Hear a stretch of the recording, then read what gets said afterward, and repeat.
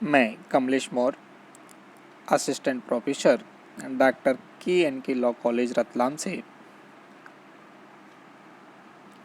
मुस्लिम विधि के अंतर्गत विवाहों के प्रकारों में से दूसरे नंबर के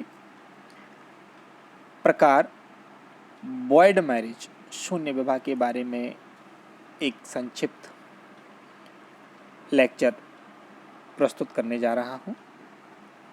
तो आइए जानते हैं वॉइड मैरिज यानी कि शून्य विवाह किसे कहते हैं, क्या होता है शून्य विवाह।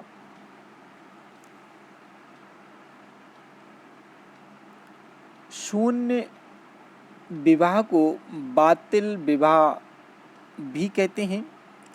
इसे व्यक्त करने के लिए निम्नलिखित बिंदुओं का सहारा लिया जा सकता है।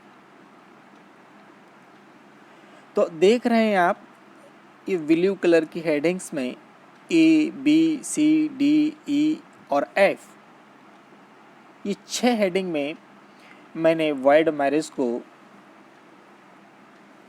लिखा। और जानिए आप 6 हेडिंग के अंतर्गत वॉइड मैरिज को सबसे पहली हेडिंग है ए, पॉसिबल यानी कि संभावित। कहने का मतलब है कि शून्य विवाह सिया और सुन्नी दोनों ही विधियों में संभव है। ऐसा इसलिए है कि निकाह के दौरान कोई त्रुटि हो जाती है।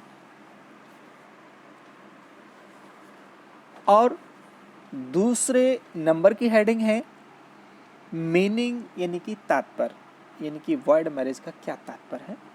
वॉइड विवाह कोई विवाह नहीं है, बल्कि यह दो प्राणियों का अवैध संबंध है। इसलिए इसको मुस्लिम विधि में जिना कहा जाता है।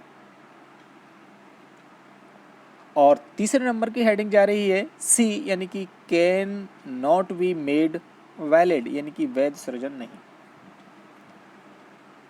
इस विवाह को किसी भी प्रकार से निकाह का रूप नहीं दिया जा सकता। इसके लिए चाहे जो प्रयास कर लिया जाए। और फोर्थ नंबर की हेडिंग डी, यानी कि कंडीशंस, परिस्थितियां।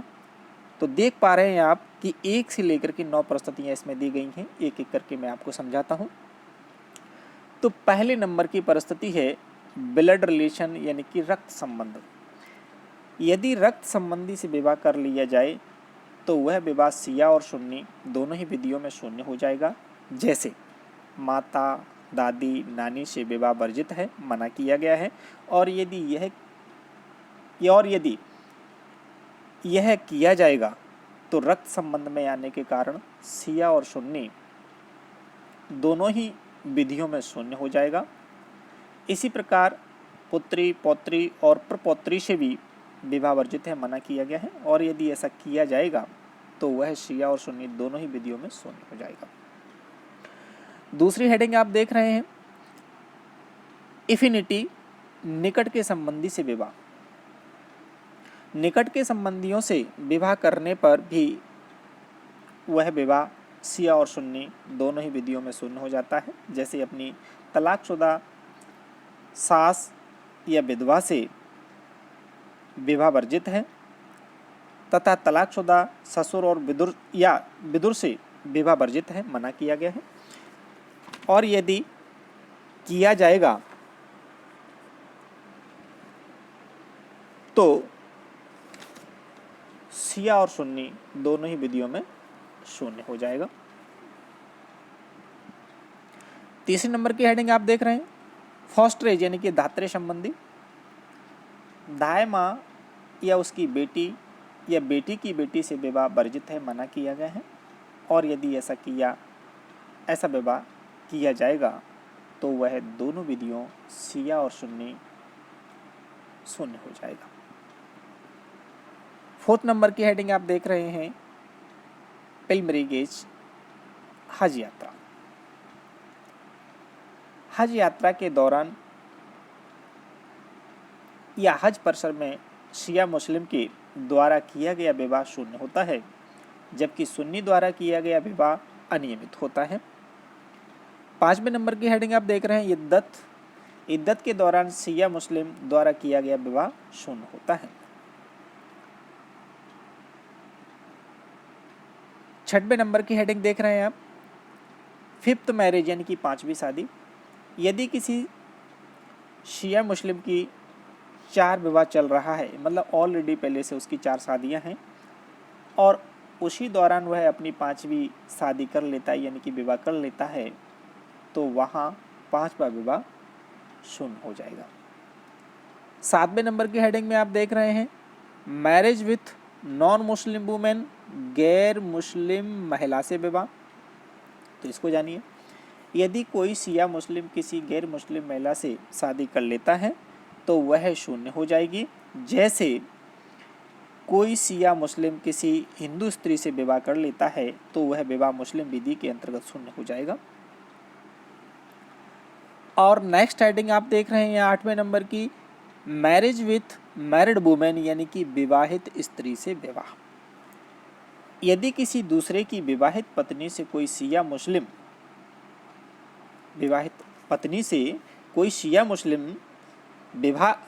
विवाह कर लिया जाए तो वह दोनों विधियों में शिया और सुन्नी दोनों में कैसा हो जाएगा, शून्य हो जाएगा।